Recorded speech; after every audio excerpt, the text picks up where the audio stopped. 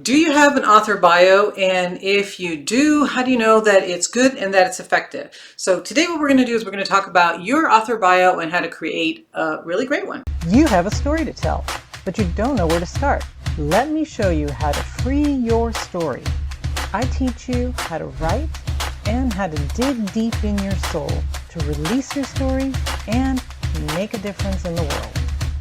Welcome to the Julia Amante channel. If we're just meeting, I am Julia Amante. I'm a women's fiction author and also here to give you some tips on Fridays to help you to write your novel. And specifically today, we're going to talk about how to write your bio, how to create that. So a lot of times I think that we don't give it a lot of thought, right? So if you're an author, if you're a journalist, if you're any kind of speaker, you have probably been asked to present your bio to someone, right? So your bio has information about who you are and what you do and just a little information about yourself. So you probably have not thought about it much, just saying, okay, I'm just going to type something up. I'm going to tell them who I am, maybe what my books are, or where I write, or just something about myself, and just shoot it off to the person so that they have an introduction. They have a way to introduce you to their guests, or that they have it to write in the little space where it says about the author, about the speaker.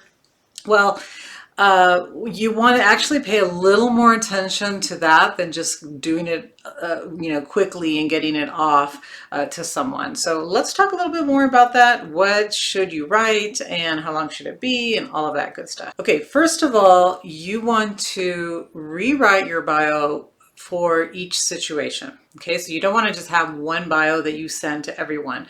So depending on your audience, you're going to change your bio slightly. It's still you, it's still your information, but the focus of it will be a little different depending on your group. So if I'm speaking to, let's say, Latina business women, then I'm going to focus a little bit more on my business background. Of course, I'm going to talk about my writing and, that, because that's probably why they've invited me to speak anyways, is because I'm a writer, but I am going to focus a little bit more on something that they may be interested in, how I use my writing as a business.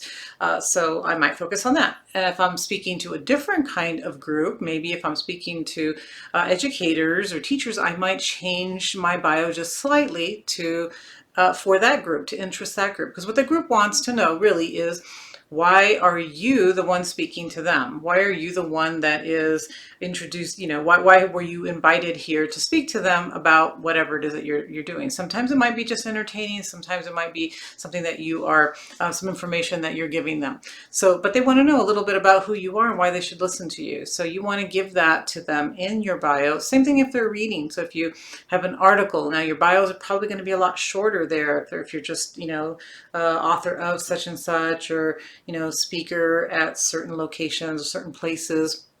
And that's going to be at the, typed in there, obviously, in text. And so it's going to be slightly different. But you still will want to change that depending on where your information is going to appear. So things that your bio can include, of course, is who you are, what your background is, what your credentials are. If you do have a novel or book, then what is the name of the book? Also, maybe sometimes your interests or things that you enjoy, things that you like. Not always, again, it depends on the audience, right? So I may mention I'm a mom and I love dogs, depending on the group I'm talking to. So maybe it might be appropriate to one group, but maybe not. I might be a little bit more casual or funny in my bio by including some funny activities or hobbies that I like. And for other groups, no, it might be a little bit more professional. So it just depends on your audience, but you can include these things in there if it's appropriate. Other things that you could that you do want to have is how to contact you.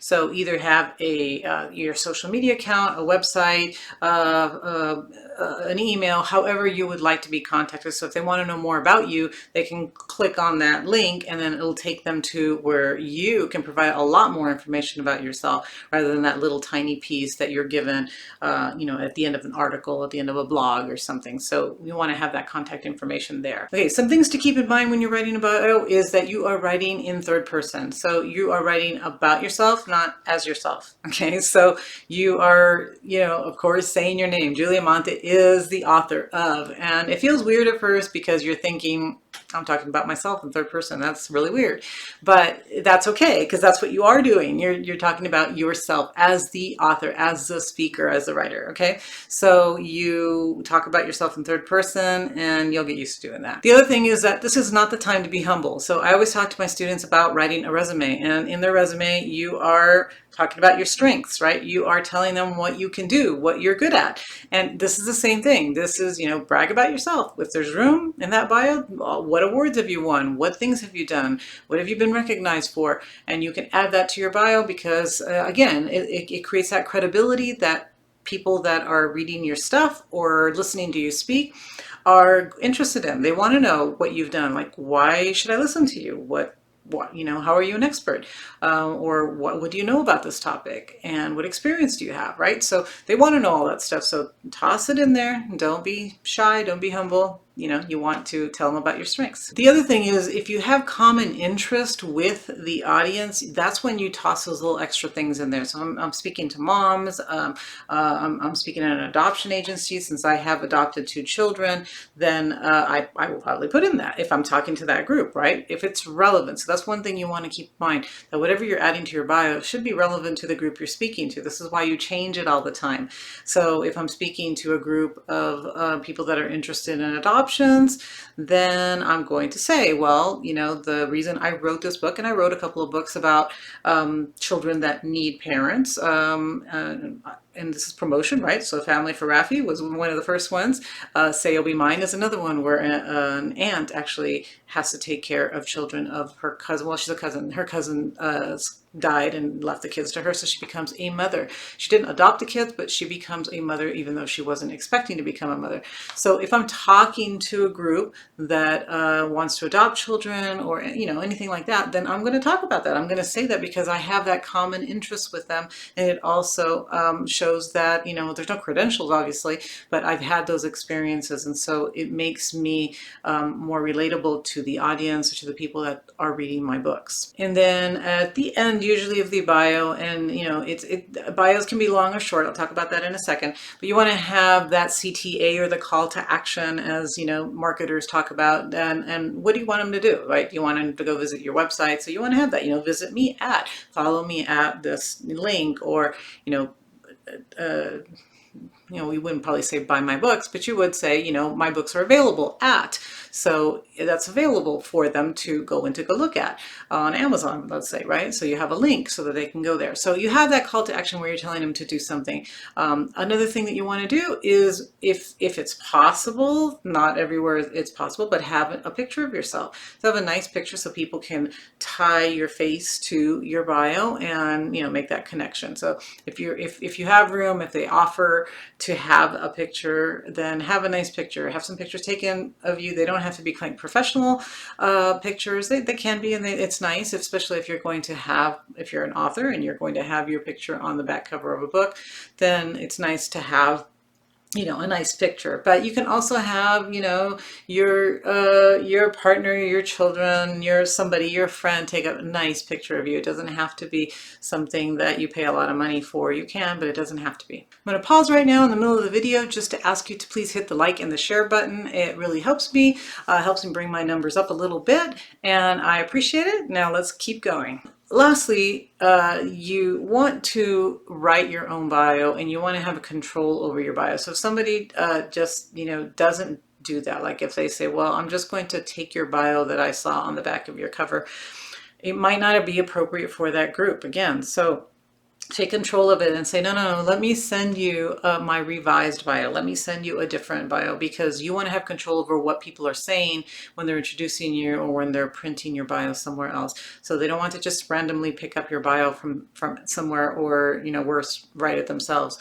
You want to write it and you want to give it to them. Okay, so why is this so important? Well, it's an introduction of you, right? So you are introducing yourself to this group, or to your readers, and it might be the only thing they have. That little tiny paragraph, or those first few sentences about you, is the only thing they have. And it's just like when we meet in person. Our first impressions are important, and we're going to base whether we like the person or not on when we first meet them. Maybe the first few things they say, or unfortunately, their physical appearance, if you're, if they're dressed professionally, or, we're going to make a judgment on that. And so this is your introduction. So this bio introduces you. It represents you. So it's important because that's what people have. That's all they have sometimes. If they don't know who you are, they just have this little bio, and it helps them to know who you are and get to know you a little bit. Okay, so hopefully I've convinced you that it's not something that you just kind of throw together and send off, that it's something you have to spend a little time with. So now let's talk about how long they should be. So they should be as long as they need to be for the situation. Okay, so you need to have different types of bios. You need to have a longer bio that you can, if there's space, maybe it's on your website, or maybe there's another, on the back of your book, maybe not that long on the back of your book, but wherever there's longer space, you can have a longer bio that really goes into more of who you are, what you've done, the many books that you've written, the many places that you've spoken, all the information that you want to include. That's where you can go into a little bit more of who you are, the things that you like. You can show a little bit more of your personality by being funny or being more professional, however, whatever your personality tends to be, the tone that you want to express. And those longer bios, you're able to do that. So have a longer bio, then you're going to have sort of a medium-sized bio, okay? So it's one that is, where people will give you a little bit more space, not as much as for the long bio, but they want to know a little bit more about you. And so you will make it a smaller one that you can tweak again depending on where it's going to be appearing. But it has a little bit more information, not as much as the other one, but it has more information than just author of such and such book, right? So it has a little bit more detail. And then you have the really short bios. The really short bios really are going to be short. It's going to be, your name, Julia Amante, author of Say You'll Be Mine, author of, this was now, this is, all whatever I want to say. So, author of This Is Now, and that was then. Okay, so whatever book I want to put out there, that's the one that I'm going to say. So, and it depends. I might have a little bit more space, or I might not have a little bit more space. I might just have a little bit more space, maybe just to say follow Julia on Facebook and have my Facebook page. So those are the short ones, and those won't change much because those are short, and they'll be very similar wherever you're going. Sometimes you'll change the name of the book depending on the organization or the place that where you're going to speak, or where your book's going to be available. So the short one tends to be very short. It's really just going to have your name, what you're good at. Maybe it might have a little space for credential if you have a credential. So that tends to be short, but you want to have all those, and you want to have create a file where you have all the different versions of your bio. And I have mine, I have my bio for, let's say, Latino organizations. I have mine for educational purposes. I have mine for other things that I might do, because that way, and I still tweak them. So I will still grab them and say, okay, this one is the one that I'm going to use to speak at universities. However, I'm speaking at a university that focuses on science and technology. So I'm going to change that a little bit. Or I'm speaking at, a liberal arts college in California, and I want to emphasize something else. So I'll change it again. So I do have, multiple bios that I use, and then I also update them over time. So the bio I had last year might not really be good this year, especially if I'm going to release a new book. I want to make sure that I'm mentioning my new book, because that's what I want people to look at, find, and buy, right? So a good bio is an important part of being a writer, of being a published author, and you want to take your time to create a good one so that you have one available when someone asks you for one. So stop this video and go write your bio. And if you want to share it, definitely share it and let me know how it went. And then I hope that this has been helpful. If it has, please hit the like and the share button. And also please return next week for my next video. I'll see you then.